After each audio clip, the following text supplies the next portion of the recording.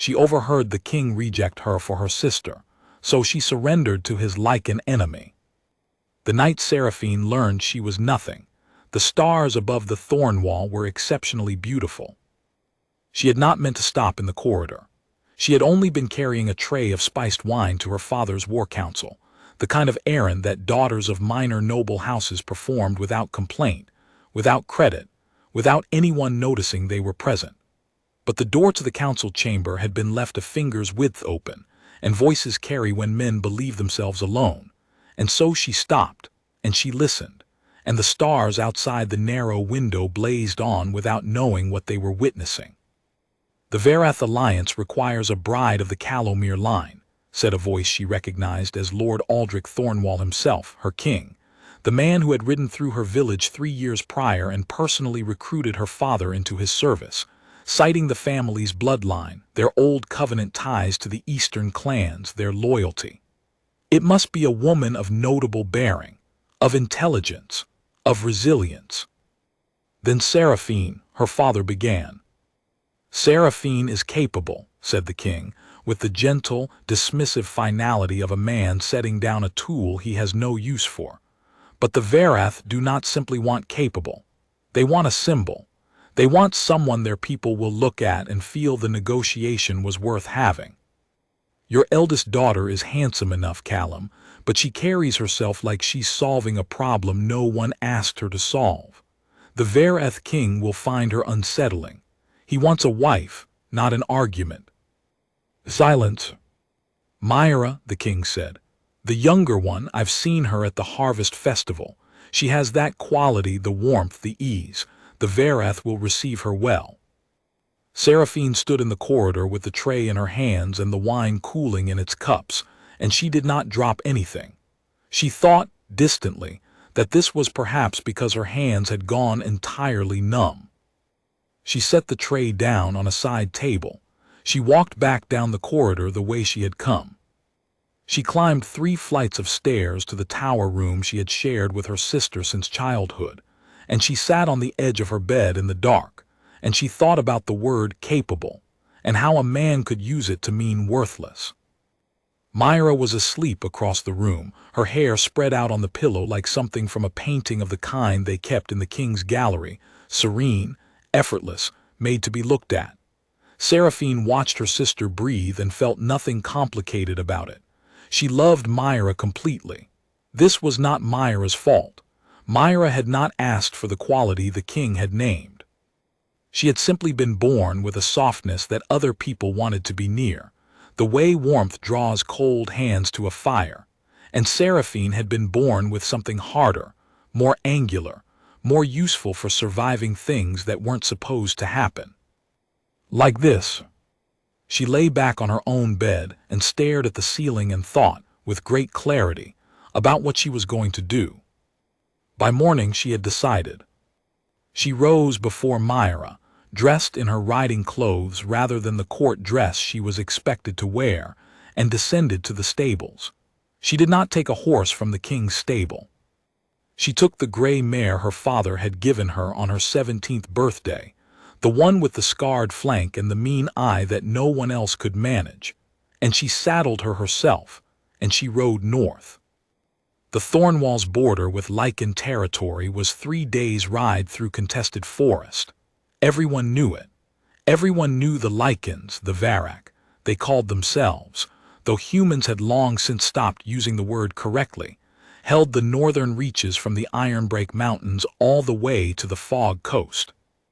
The treaties were 2 generations old, pocked with violations, currently in a state that the diplomats called fragile and evolving, which meant that every few months someone got killed and both sides pretended it had been an accident. Everyone also knew that a human woman riding into Varak territory alone was, at best, a diplomatic incident, and at worst, a body that wouldn't be found until spring thaw. Seraphine knew this too. She had spent 3 years in the king's court precisely because her father had wanted her to learn these things. She had learned them very well. She rode north because she had calculated, in the clear cold arithmetic of her sleepless night, that King Aldrich's plan for Myra would not work. Not because Myra wasn't everything the king had called her, she was, but because the Varak king, Kael Voreth, was not negotiating a marriage out of warmth. He was negotiating it out of strategic necessity, and soft warmth was not what that necessity required.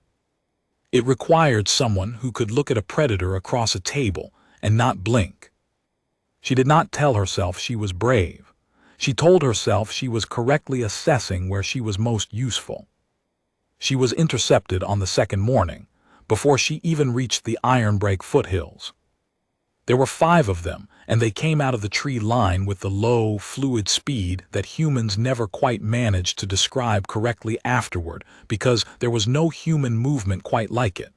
Not threatening, precisely. More the way a river is not threatening. It simply does not stop for you. The one in front was taller than the others by a measure that registered less as height and more as the sense that the space around him organized itself differently than it did around ordinary creatures. He had the look that all the Varak had to varying degrees, the angular bone structure, the eyes that caught light at a tilt the human eye did not, the absolute stillness of something that was never prey and knew it. He wore a dark riding coat with a clan insignia she recognized from the treaty documents, the sigil of the Voreth household itself. Not soldiers, then, or not only soldiers. "You are 3 hours inside sovereign Varak territory," the man in front said. His Thornwall common was flawless and accented only by the precision of someone who had learned it from texts before they learned it from speaking. "You are traveling alone. You are human. Explain." "I'm here to request an audience with Kael Voreth," Seraphine said. "I am Seraphine Calomir, second daughter of Callum Calomir of Thornwall. I have information relevant to the current marriage negotiations, and I believe the Varak king will want to hear it before he agrees to anything." The man studied her for a moment. The others didn't move, which was somehow more unsettling than if they had. "You believe," he repeated, with a precise inflection that was neither question nor agreement. "I believe," she said. "I could be wrong, but if I'm right, then turning me away costs you something real." Another pause. The man glanced at the rider to his left just briefly, just a flicker, and then back at her. "Dismount," he said. "Leave the horse, you will come with us." She dismounted, she left the horse. She walked into the trees with 5 Varak at her back and the Ironbreak Mountains emerging through the canopy ahead of her. And she thought about the card games her uncle had taught her as a child. The ones where the only way to win was to make the other player believe you had already decided the outcome. The Varak Citadel was not what the stories said. The stories said it was built from the bones of the humans the Varak had taken in the old wars, which was exactly the kind of thing people invented when they were frightened of something they couldn't fully see. The truth was stone and old timber, and a kind of functional severity that reminded Seraphine, oddly, of her father's counting house, the architecture of people who built things to last rather than things to impress. She was taken to a room with a window and a fire and no lock on the door, which she noted carefully. Either they trusted her judgment not to run, or they were curious what she would do if given the option. She sat by the window and watched the courtyard below and thought about how much of the next hour she could control. The answer, she estimated, was very little. The door opened without a knock, which she also noted. Kael Voreth was not what the stories said either. She had expected something that mapped more cleanly onto the word enemy. The Varak king was about 40 by human reckoning, though with the Varak that could mean anything from 30 to 80, and he carried the same quality she had noticed in the rider who'd intercepted her, that organizational stillness, except amplified to a degree that made the room feel different with him in it. Not smaller, more precisely arranged, as if objects settled slightly into their correct positions when he entered. He sat in the chair across from her without asking whether she minded, which she respected. "Seraphine Calomir," he said, "second daughter. Not the one Aldrich Thornwall intends to send." "No." "Then what are you doing in my citadel?" She looked at him directly. the way she had looked at every problem in her life that required solving rather than surviving. I'm doing what I'm here to tell you Aldrich Thornwall is not. A fraction of a pause. Explain. The king intends to send my sister Myra as the treaty bride. Myra is kind and lovely, and she will make his court fond of her. She is also 22 years old and has never been in a room with anything that frightened her, because she has never had to be. She will smile at your counsel, and your counsel will like her very much, and within a year she will be profoundly miserable, and you will have a treaty bride who is unhappy in the way that creates exactly the kind of small incidents that grow into large ones. Ceolvoreth looked at her, not the way men at the Thornwall court looked at her, which was mostly to check whether she was finished speaking yet. The way that she imagined a navigator looked at charts, seeking actual information. "And what do you offer instead?" he said. "Myself." The silence was different from the silences before, heavier, with a different quality of attention in it. "You are volunteering," he said slowly, "to be a treaty bride in place of your sister." "I am volunteering to be useful," she said. "Which is a different thing. I've read the treaty documents. I know what you actually need from this arrangement. You need someone who can move in a human court without breaking everything, and you need someone who isn't going to spend the next decade being homesick and fragile in ways that give Aldrich leverage over you. You need someone capable." She said the word with care, taking it back from the king who had meant it as an insult, and making it mean what it actually meant. "I am that." Ceolvoreth was quiet for a long moment. Outside the window, the courtyard continued its business, and in the distance, somewhere in the mountain rocks, something that was not a wolf and not anything else in particular howled once at the morning sky and was answered by nothing. "You don't know what you're asking," he said at last. "I know exactly what I'm asking," she said. "I've been in the Thornwall court for 3 years.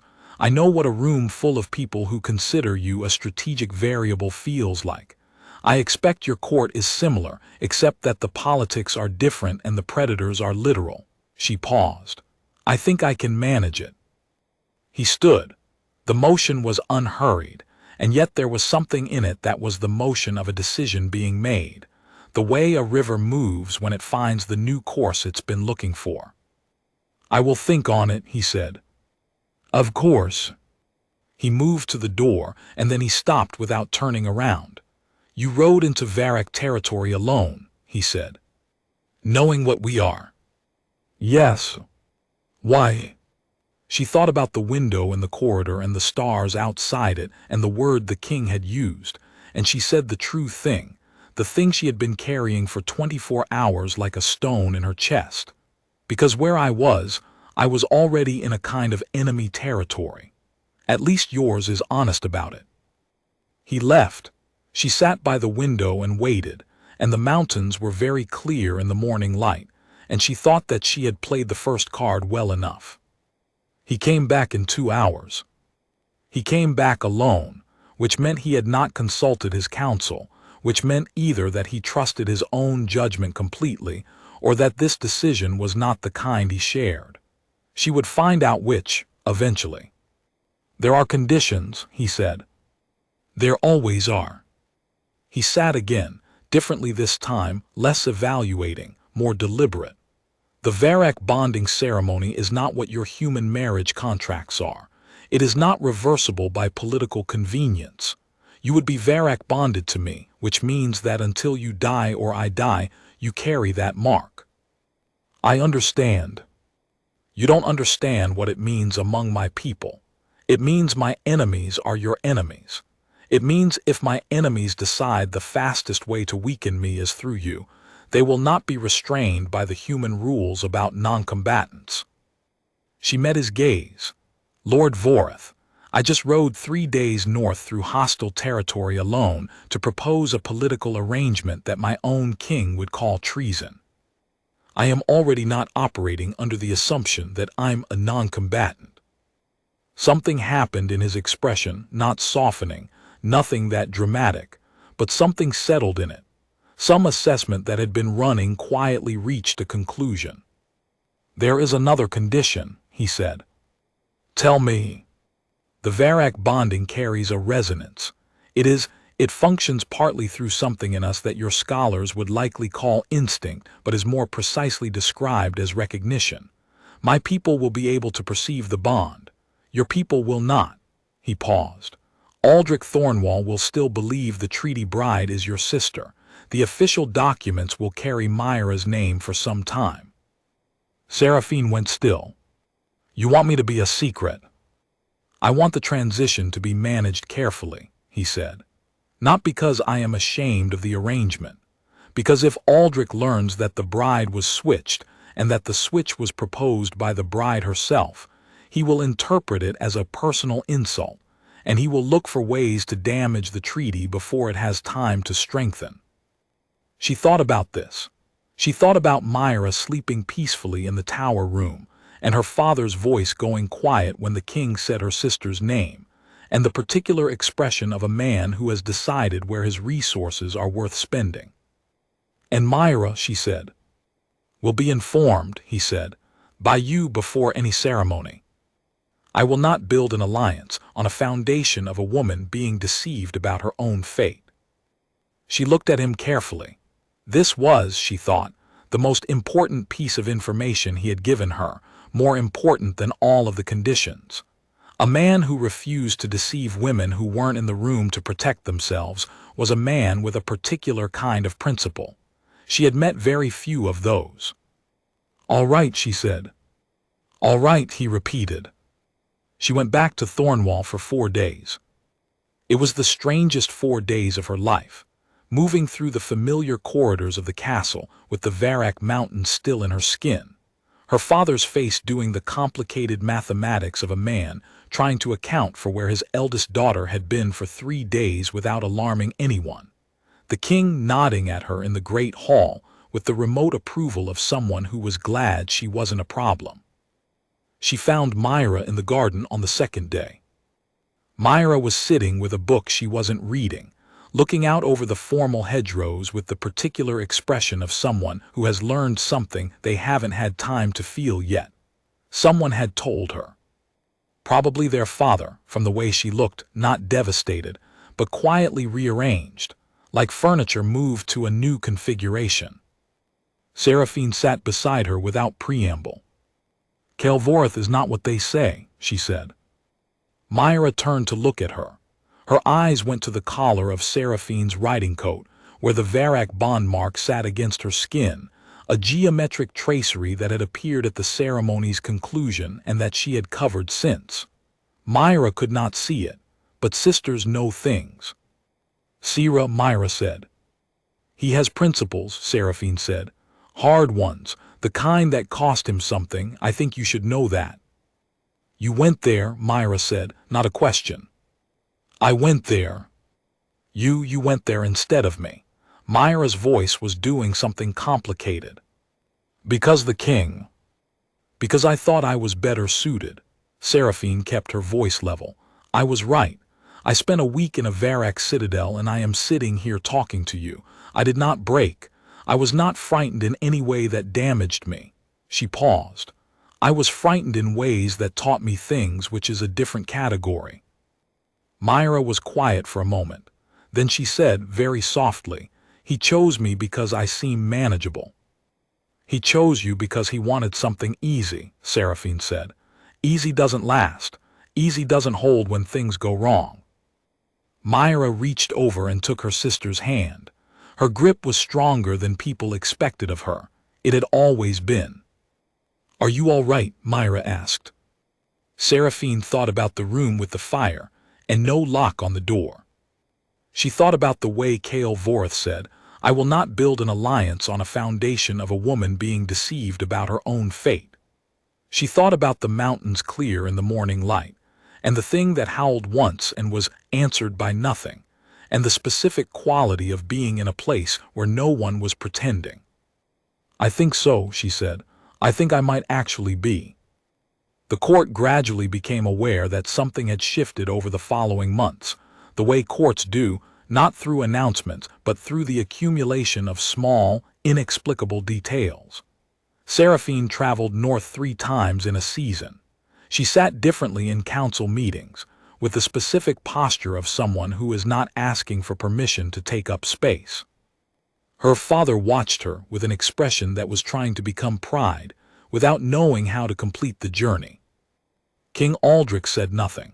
He continued to send correspondence to the Varak regarding the marriage treaty, and the Varak responded warmly and with increasing diplomatic specificity, and Aldrich seemed satisfied with this. He did not look at Seraphine as anything more than he had ever looked at her. She found she didn't need him to. The Varak citadel became a second home in the way that a difficult place becomes familiar, not because it grew softer, but because she grew more fluent in its language. The Varak were not cruel. They were profoundly, almost aggressively honest, which sometimes felt like cruelty to people trained to soften everything. But Seraphine had always preferred the truth that hurt to the comfort that obscured.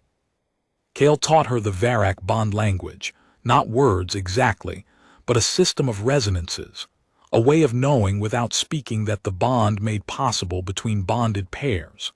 She found it less mystical than the descriptions, and more like having a second set of senses that were only active in one direction.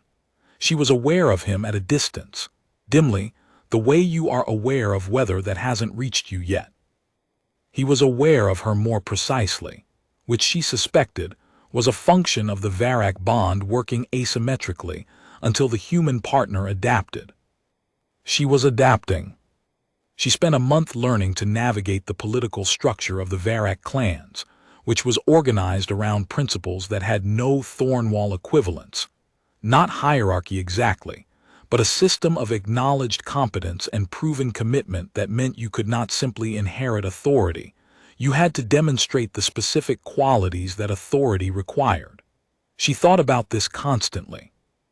She thought about the word capable, and what it cost a king to see it as insufficient, and what it said about the kingdom that capability was not the highest value. In Thornwall, Myra was slowly becoming unavailable in a way that no one could quite name politely, persistently redirecting the king's matchmaking toward other possibilities, making herself indispensable in roles that were not bridal roles. She was good at that, Seraphine thought. Being indispensable through warmth was its own kind of competence, and Myra was learning to use it deliberately rather than incidentally. The trouble, when it came from a direction Seraphine had calculated but not fully weighted. There was a faction in the Varak Council, 3 of the older clan lords, men who had fought in the last border war and carried those years like shrapnel, who were opposed to the treaty on the grounds that humans could not be trusted, and that any bridge built between their peoples would be used by Thornwall to walk soldiers across. They were not wrong about the historical pattern. They were applying a historical pattern to a present situation that had different variables, which was the specific error that experienced people made when experience became a wall rather than a map. Their opposition had been managed while the treaty was abstract. When it became concrete, when the bond mark appeared on Seraphine and the citadel began orienting itself around her presence, when the Varak bond resonance made it undeniable that she was genuinely and permanently woven into their king's life, the opposition sharpened. The eldest of the 3, a clan lord named Vethkarak who wore his age like armor and spoke with the authority of someone accustomed to being the most dangerous person in any room, requested a formal challenge session. In Varak custom, this was an ancient mechanism, not combat, but a structured public argument in which any member of the council could formally contest a king's decision, and the king was required to defend it through reasoning rather than authority. Seraphine sat in the council chamber on the morning of the challenge session and felt, for the first time since the garden at Thornwall, something genuinely close to afraid. Not afraid of Vethkarak, afraid of the specific failure mode that was possible here, that she would perform well by every measure she had and still fail because the measure that mattered was not one she could perform, that the Varak bond resonance was not something she could demonstrate, that she was asking 3 men with decades of valid reasons to distrust humans to trust her, and that no argument, however well constructed, would reach the part of them that was making the actual decision. Kale sat beside her, not close enough to signal dependence, close enough to signal solidarity. He said quietly, so only she could hear, "You don't have to speak in this session. I can conduct the defense alone." "I know," she said. "But you're going to speak anyway." "I'm going to speak anyway." He made a small sound that was not quite a laugh, but was related to one. "The bond resonance is reading you as deeply calm." "It's misreading me," she said. "I am deeply calculating, which apparently produces a similar signal." This time it was a laugh. Brief, genuine, the kind that arrived without planning. Several of the other council members glanced over. She thought that was probably fine. Veth Karak made his case with the precision of a man who had been building it for months. The historical record of treaty violations. The military vulnerabilities that a human presence in the Citadel created. The precedent, in 300 years of Varak human relations, of every diplomatic opening that had eventually been used against them. He was not wrong about the facts. She had studied them. When he finished, Kale began the defense, and he made it on the grounds she had expected: strategic necessity, the changing political landscape, the specific circumstances of this treaty that made it different from previous ones. It was a strong argument. It was the argument of a king who had thought carefully about his decisions. Veth Karak listened with the expression of a man who had already decided. And then Seraphine spoke. She did not stand up. That was a choice. She spoke from where she was sitting, because standing would perform confidence rather than demonstrate it, and what she needed to demonstrate was something more specific. "Lord Karak," she said, "everything you've described happened. The violations, the tactical openings, the pattern of trust extended and trust broken. I'm not contesting the historical record." Veth Karak looked at her with the direct attention of someone surprised to be addressed. "I'm going to tell you something that will probably not change your position," she said. "I'm going to tell you because it's true and you deserve the full information, not because I expect it to work." A silence in the chamber. Kale was very still beside her. "3 months ago," she said, "I was in the Thornwall court listening through a door while my king told my father that I was too capable to be useful. He meant it as a dismissal. He sent it in that direction because he needed something soft and pleasant for a strategic arrangement, and I wasn't that. He chose my sister in my place." She let that sit for a moment. "I rode here alone. I rode into territory that my own people call enemy territory, and I proposed an alternative arrangement because I had calculated that the arrangement your king needed was not the one my king was planning to deliver. I did this without my father's knowledge, without my king's knowledge, without anyone's authorization." She paused. "That is not the behavior of a woman acting as a Thornwall agent. That is the behavior of a woman who has already decided that her loyalty is not to the institution that dismissed her, but to the arrangement she believes is worth having." Veth Karak's expression was doing something more complex than it had been before. "You are right that you cannot trust humans as a category," she said. "I am not asking you to trust humans as a category. I am asking you to look at what I actually did and determine whether the specific human in front of you has given you evidence of a particular kind of orientation. You are Varak. You read resonance. Read mine." Another silence, a different kind. Veth Karak looked at her for a long moment. Then he looked at Kale and then back at her. Then he did something that none of the accounts of him that she'd read had suggested he was capable of. He considered. Not performed consideration. Actual recalibration, the kind that costs something, that required setting down what you came in with and picking up what was actually in front of you. "You understand," he said slowly, "that even if I accept your argument, there are 2 others on this council who will not." "Yes," she said. "I'd like to speak with them separately if you'll allow it." It took 6 weeks. It took 6 weeks of individual conversations and demonstrated consistency, and one crisis, a border incident that required immediate coordinated response from both Varrock and Thornwall forces, and in which Seraphine functioned as the communication bridge with a speed and accuracy that made the response possible in the window it was available, before the council opposition formally withdrew its challenge. Veth Karak came to find her on the evening after the formal withdrawal. He found her on the eastern parapet where she had taken to going in the evenings, because the view of the mountains from there was the clearest in the citadel, and she found that she thought better with something large and indifferent in her sightline. He stood beside her for a while without speaking. This was, she had come to understand, a Varrock form of acknowledgement, to stand with someone in a place they had claimed, without needing to fill it with words. "You are more Varrock than most humans become," he said eventually. "I think I was always this way," she said. "I was just in a place that had no use for it." He made a sound of understanding. It was the sound of someone who had, perhaps, also spent time in places that had no use for what they were. In Thornwall, the winter brought a political crisis. It came, as these things tended to, from the accumulation of smaller grievances that had been managed rather than resolved.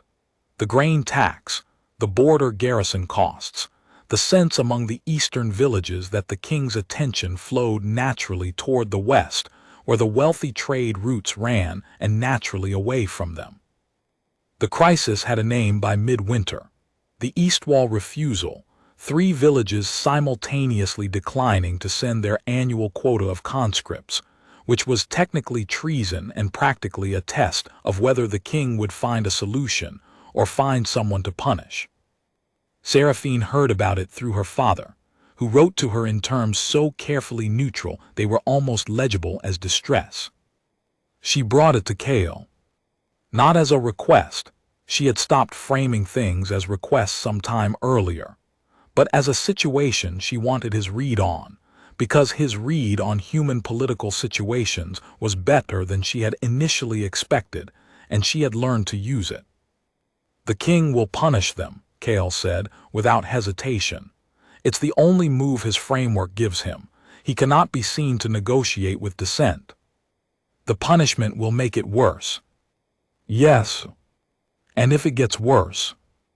"If it gets worse," Kale said, with the precise careful quality she had come to recognize as him setting down something he would prefer not to set down, "we may have a stability crisis on our southern border at a time when we cannot manage one." She thought about the word capable and the king who had used it. She thought about the eastern villages and the grain tax and the men who would be conscripted or not conscripted, depending on how this went. "I can go back," she said. "As a private citizen, no formal Varrock involvement. I can make the case to the village councils that negotiation is available and that the cost of refusal is higher than they're calculating." "You would be doing Aldrich's diplomatic work for him," Kale said. "I would be stabilizing the region," she said, "which benefits both of us, and it keeps the situation from becoming the kind of thing that damages the treaty before it's formally ratified." He looked at her for a moment. "There is also the possibility that Aldrich sees this as interference and reacts badly." "Yes." "You're going to go anyway." "I'm going to go anyway." He stood, moved to the window. Outside, the first snow of the season was beginning against the mountain faces. He watched it for a moment with the expression she had come to recognize as him working through a decision he had already made to the place where he could say it cleanly. "Take Veth Karak's nephew," he said, "as an unofficial escort. He speaks excellent Thornwall Common and he has a talent for being overlooked." He glanced back at her. "If anything goes wrong, I want someone there who can get you out quickly." This was not the arrangement of a king managing a strategic asset. She had spent enough time learning the distinction to recognize it clearly. "All right," she said. He nodded. Then, after a moment, "The bond resonance has been reading you as," he stopped, unusual for him. "As what?" she said. "Settled," he said. "For the past several weeks, it reads as settled." She thought about the parapet and the mountain view, and the specific quality of being in a place that had use for what you were. "Yes," she said, "I think that's accurate." The journey south through the winter forest was difficult and cold, and she moved through it with the particular efficiency of someone who had learned to stop spending energy on things she couldn't change and spend it entirely on things she could. Vethkarek's nephew was named Sorrel, and he was 23 and had the combination of watchful caution and absolute confidence in his own physical capability that was common to young Varak men, combined with an unexpected quality of stillness that made him easier to travel with than she had anticipated. He didn't talk to fill silence. She respected this. The eastern villages were called Greyholm, Ashford, and Kettlemere. She had looked up their histories before leaving, the specific grievances, the leadership names, the prior interactions with the crown. She spent a day and a half in each, not as a representative of the crown or the Varak, but as what she actually was, a woman who had grown up in this kingdom and was currently living in the political reality that had formed in the 10 years since these villages had begun their slow slide toward crisis. She made no promises the king hadn't authorized. She made no threats she couldn't back up. She explained, in simple terms, what the cost structure of the current situation was, what the crown would do, what that would produce, what their actual alternatives were, and she listened to what they said, which was considerably more important than the explaining. What they said, stripped to its structural core, was that they did not believe anyone with authority heard them. She went back to Thornwall for 3 days after the village visits, and she sat in front of the king, who received her with the expression of a man uncertain whether he should be pleased or concerned. And she told him what the villages had said, and what she believed he could offer that would resolve the situation without force. He listened. She watched him decide whether she was a problem or a resource. "You've been spending time in Varak territory," he said. "Yes." "Your father tells me you've become involved in some capacity with the alliance negotiations." "That's one way to describe it." He looked at her with the same assessment he had applied 3 years ago, and she could see him adjusting, slowly and with some effort, the way experienced men adjusted when the reality in front of them refused to match the category they had filed it in. "What do you want for this?" he said, direct at least. She had always given him that. "Resolve the East Wall crisis without punishments," she said. "Negotiate the conscription quota. That's it." He was quiet for a moment. Then, "And if I don't?" She looked at him without anger, without bitterness, from a place that had been settled for several weeks and was not going to be unsettled by this. "Then the villages will escalate," she said, "and the situation will become the kind of thing that attracts Varak attention in official rather than unofficial capacities, and we will both have more problems than we started with. But honestly, Lord Aldrich, I think you'll do it, because you're not a bad king.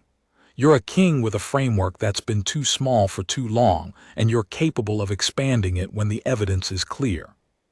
She used the word deliberately. He heard it. She watched him hear it. "Capable," he said slowly. "Capable," she said. He resolved the Eastwall crisis through negotiation. It took 2 more months and involved more concessions than he had initially been willing to make, but it held. And by the time the spring thaw opened the mountain passes, the eastern villages had sent their conscript quota voluntarily, which was a different thing than sending it under compulsion. And the king had developed, for the first time in Seraphine's observation, a genuine interest in the welfare of the eastern region. People are not entirely fixed things. This was one of the things she had learned. The formal treaty ratification happened in late spring, in a ceremony that was understated by both Varak and human preference. Neither culture was inclined toward spectacle for its own sake, which was one of the more unexpected compatibilities. Myra attended as a Calomere family representative, and Seraphine watched her sister move through the Varak Council with the easy, warm precision of someone who had been practicing being indispensable for a year and had gotten very good at it. Veth Karak spent 20 minutes in conversation with her, which he had never done voluntarily with any human before, and afterward he found Seraphine and said, without preamble, "Your sister is formidable." "Yes," Seraphine said, "she always was." On the last evening before the treaty party returned south, Seraphine stood on the eastern parapet with the mountains clear above the tree line and the first stars appearing in the early dark, and Kale came to stand beside her. They stood without speaking for a while. Below, the lights of the citadel were coming on one by one, and in the south, barely visible, the Thornwall lights were doing the same thing, and there was between them only the dark forest and 3 days' ride, and a piece of paper that now said formally that neither would pretend the other didn't exist. "The Resonance has been reading something new for the past week," Kale said. "What does it read as?" "There is not a precise word for it in your language," he said. "In Varric there is a word that means something like the specific satisfaction of having found the correct arrangement of things. Not happiness exactly, more like rightness. The sense that things are in their place." She thought about the corridor and the open door and the king's voice and the stars that had been beautiful without knowing what they were witnessing. She thought about how things could be correct and wrong at the same time, how that night had been the right beginning to something, even though it had felt, in the dark, entirely like an ending. "Yes," she said, "that's accurate." He stood beside her in the way she had come to understand as the Varak form of saying something that did not need words, and the stars came out above the mountains one by one, and the world below arranged itself into its new configuration, not without difficulty, not without cost, but with the particular durability of things built on honest foundations. She had surrendered to his territory. She had not surrendered herself. These were different things, and the difference was everything. The bond mark at her collar caught the starlight briefly, a geometric warmth against her skin, and she felt through the resonance the quality Kale had named rightness, the correct arrangement, steady and clear as a note struck true. She let it settle. She was very good at that now. She was, in the end, exactly what she had always been, capable in the full sense of the word. And she was, for the first time in her life, somewhere that knew what to do with that. The formal ratification was not the end. It was the beginning of a different kind of work, the kind that did not have ceremonies or documents, only the long accumulation of days in which two peoples learned whether the arrangement they had built on paper could survive contact with reality. Reality, in Seraphine's experience, was less interested in arrangements than arrangements were in themselves. The first serious test came 9 months after ratification, in the form of a Varak clan from the northern reaches, the Varak Sul, a group that had never been fully integrated into the council structure, and whose territory abutted the Fog Coast with the particular insularity of people who had made their own arrangements with the sea, and had little interest in what the inland clans were building. 3 of their young men had crossed into Thornwall territory hunting, something large enough that it had taken 3 hunters, which was either a very ambitious hunt or a very poor excuse for a border incursion, depending on how charitable you were feeling. Thornwall's border garrison had detained the 3. They were uninjured, held with the cautious formality of men who knew that detaining Varak was a situation that required careful handling, but had no specific training for what careful handling looked like. Seraphine was in the citadel when the message arrived. She read it, sat with it for a moment, and then went to find Kale. He was in the weapons room, a space that was less armory and more workshop, the kind of place where Varak lords came to think with their hands when their heads were running through problems. He had a blade on the table that he was working through a meticulous inspection, which was something he did when the problem he was actually working on was political rather than martial. "The Varak Sul 3, she said without preamble. He set the blade down. I've been informed. Aldrich's garrison is holding them. He's written to the Citadel asking for guidance on the appropriate response. She paused. He wrote to the Citadel, not to the Varak Sul directly. He doesn't have a contact for the Varak Sul. No, he has a contact here. She watched him. Which is interesting, given that we are technically the same party to the treaty and the Varak Sul are technically sovereign. The treaty is structured around the council, he said. Not every clan has equal standing in it. I know, but it means that when Aldrich needs a Varak response, he comes to us, and when we provide it, the Varak Sul either accept our authority or they don't. And that's a question about your internal structure that the 3 men sitting in a Thornwall garrison cell are currently making very concrete. She paused. I can go to the garrison, personally. Facilitate the release in a way that doesn't require you to formally assert authority over the Varak Sul before you've had the conversation with their council about what that means. He looked at her. You would be going into a political space where neither side's authority is clearly established. Yes, with 3 detained Varak who belong to a clan that doesn't know you. Yes. Why, he said, with the careful precision of a man who was not asking why she was willing, but why she thought this was the correct approach. Because if you send an official delegation, it presupposes the Varak Sul's integration into the council structure before that conversation has happened. If you send nothing and let Aldrich manage it, the 3 men sit in a cell longer while the diplomatic layer figures out who has standing to ask for them. And if I go as myself, not as a formal delegation, then I am a known entity to Aldrich's people. I can secure the release quickly, and you can have the conversation with the Varak Sul afterward about what the correct channel should have been, without that conversation being contaminated by men sitting in cells. He was quiet for a moment. Then, the resonance is reading you as. If it says settled again, I'm going to be mildly offended, she said. It says something closer to determined, he said, with a quality underneath it that I think is the Varak word for correct reasoning in the face of discomfort. Good, she said, that's accurate. She was at the Thornwall garrison before nightfall. The garrison commander received her with the careful respect of a man who had heard about her and was not entirely sure what category she fit into, and she handled his uncertainty with the same clarity she applied to everything, giving him exactly enough information to do what she needed, in the form that made it easiest for him to do it. The 3 Varak Sul hunters were young, as she had expected, early 20s, with the specific combination of bravado and genuine bewilderment of people who had walked into a situation much larger than the one they had thought they were in.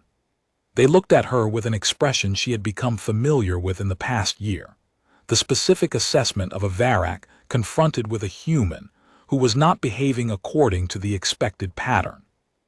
She spoke to them in the Varak tongue, which she had been working on for 8 months and which she could now manage at a functional level, better for precision than for warmth but adequate. She told them who she was, why she was there, and what was going to happen next. She told them the border matter would be handled at the council level, and that they were being released as a good faith gesture pending that conversation. She told them she expected them to exercise better judgment about sovereign territory in the future, in the tone she might use with a junior colleague who had made a correctable error. The eldest of the 3 looked at her for a long moment. Then he said, in Varak, "You speak with Vorith's resonance in your voice." "Yes," she said, "I do." "But you are human." "Yes." He considered this. Then he said something she would think about for a long time afterward. Our elders say the bond resonance changes both, not just the human. She walked them to the garrison gate herself and watched them ride north, and then she stood in the cold evening air and thought about what it meant for a resonance to change both, and whether she had noticed, and whether she would have noticed if she had. She noticed things now that she had not noticed before. Not dramatic things, small calibrations. The way her instincts had shifted in high-tension situations, moved from the angular human response of verbal positioning toward something quieter, more information gathering, the kind of watchfulness that drew less attention and caught more. The way she found, increasingly, that rooms full of noise felt less informative than rooms full of careful silence. She mentioned this to Cale on an evening when the mountains were showing the first colors of autumn, and they were doing what they often did on such evenings, which was sitting on the eastern parapet doing the domestic version of being two people who govern things together, going through correspondence, arguing gently about resource allocation, existing in the same space with the companionable ease of people who have stopped performing toward each other. The Varak Sul hunter told me the bond changes both, she said. Do you notice it, in yourself? Cale set down the letter he was reading. He did this with the quality she had come to associate with him, deciding something mattered enough to give it his full attention. I notice, he said carefully, that I find human political maneuvering less opaque than I used to. I can hold more of its texture in my understanding. Where it used to feel like trying to read through fog, it now feels like reading through water, not clear but navigable. Because of me. Because of you, he agreed. She thought about this. That is either a very practical advantage or a very intimate one. I believe, he said, that it is both. This was the thing about Cale Vorath she had found. He was not a man who used words carelessly, which meant that when he said something, it carried the specific weight of a statement that had been examined before it was offered. Not romantic in the conventional sense.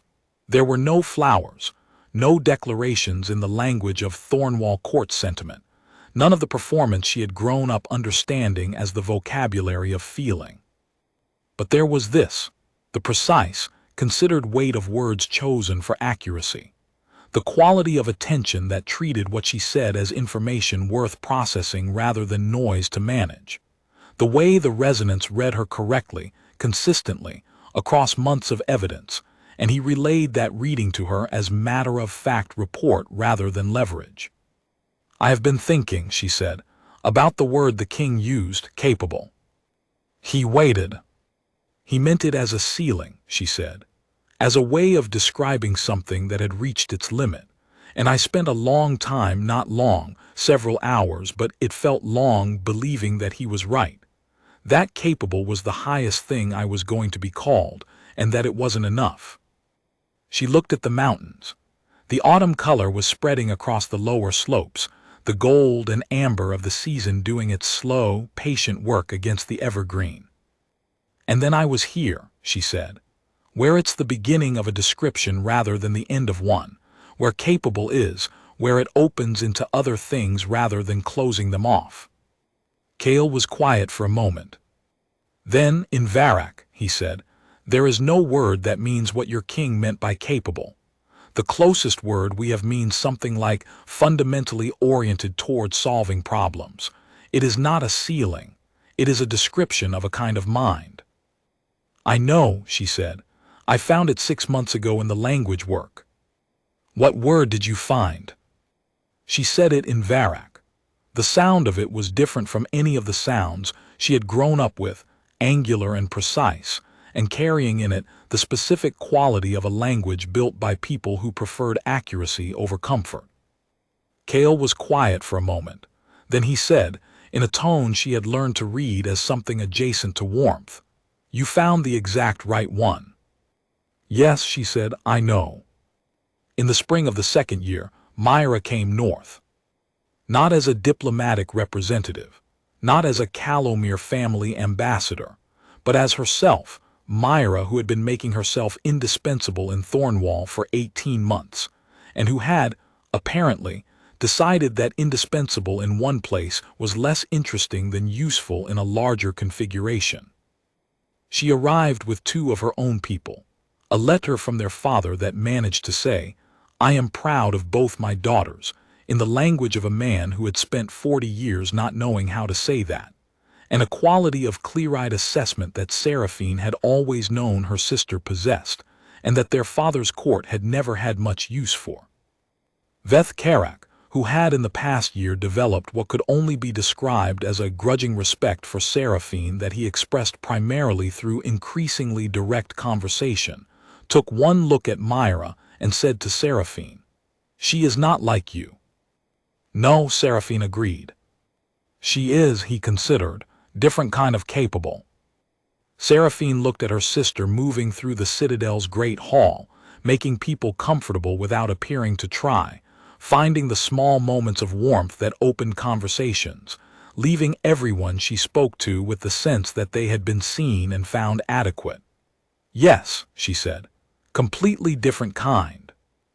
"Useful," Vethkarak said, with the slightly surprised tone of a man adjusting his model for the second time in 2 years. "Extremely," Seraphine agreed.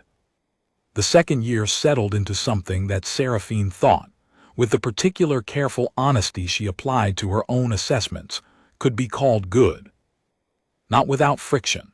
Not without the ongoing, patient work of two peoples learning each other's patterns and costs, and the specific ways their interests aligned and diverged.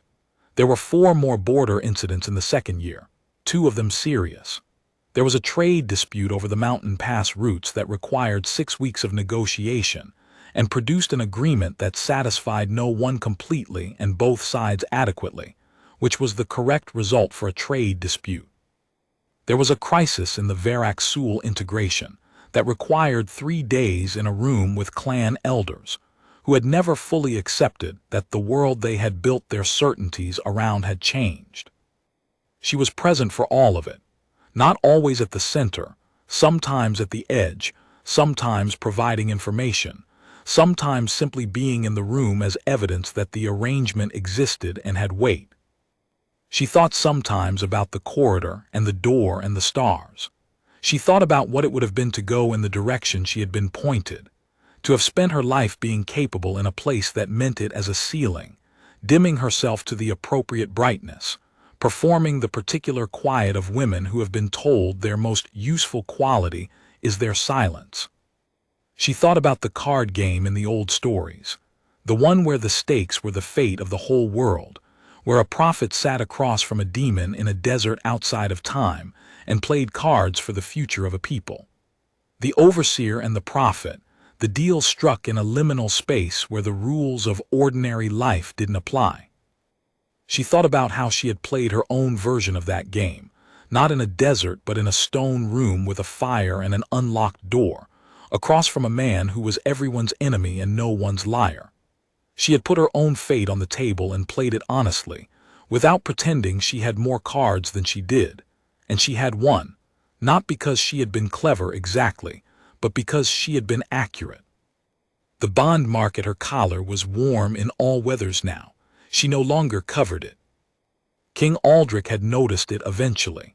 He had said nothing, which was its own kind of acknowledgement, the acknowledgement of a man who had reassessed and found the new configuration preferable to the confrontation of naming it.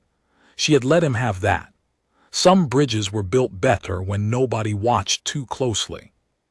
The Varak bond resonance between her and Kale had deepened in the way that, she now understood, it deepened over years, not dramatically, not in a single moment of revelation, but through the slow accumulation of shared information, shared crisis, shared evenings on the eastern parapet with the mountains doing their patient, large, indifferent work at the edge of the world.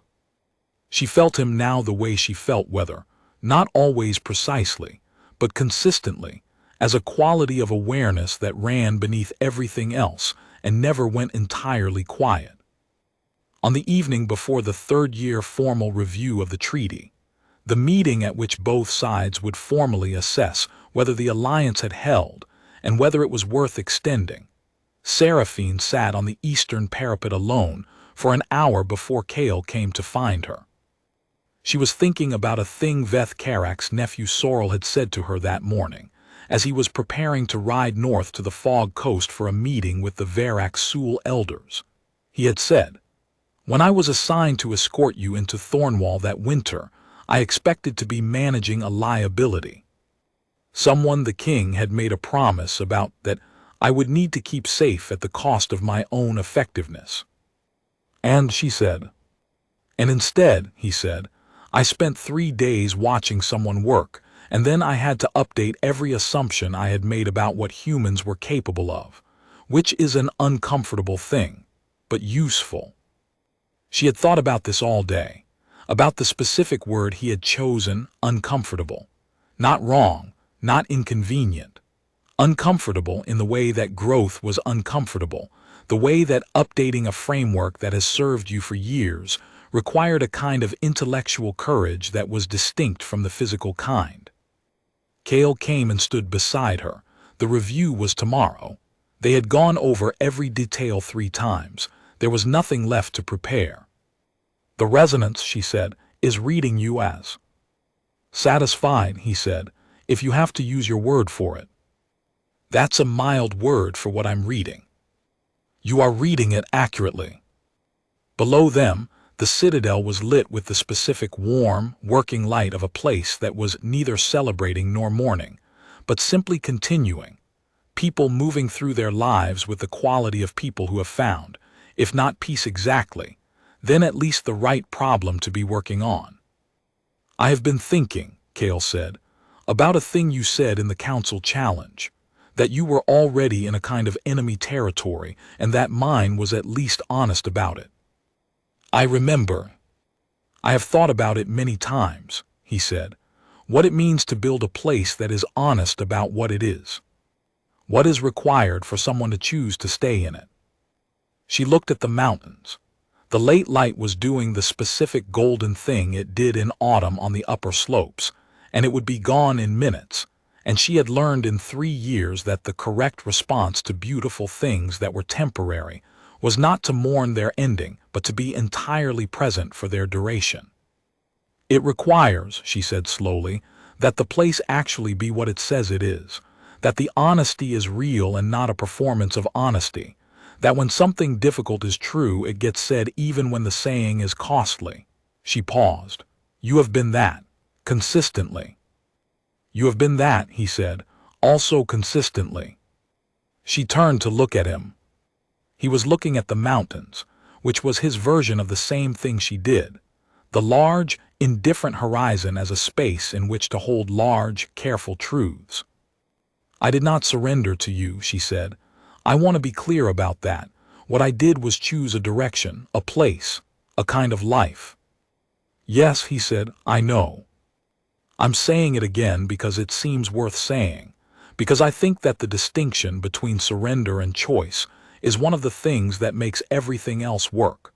The bond, the treaty, the council, all of it. She turned back to the mountains. If I had come here out of defeat instead of decision, it would have been different. Everything downstream would have been different. Yes, he said again. It would have been.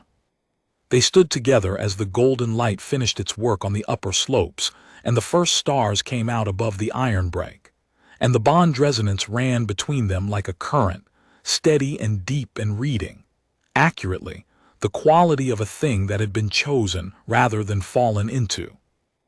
Below, the citadel continued its warm, ordinary work.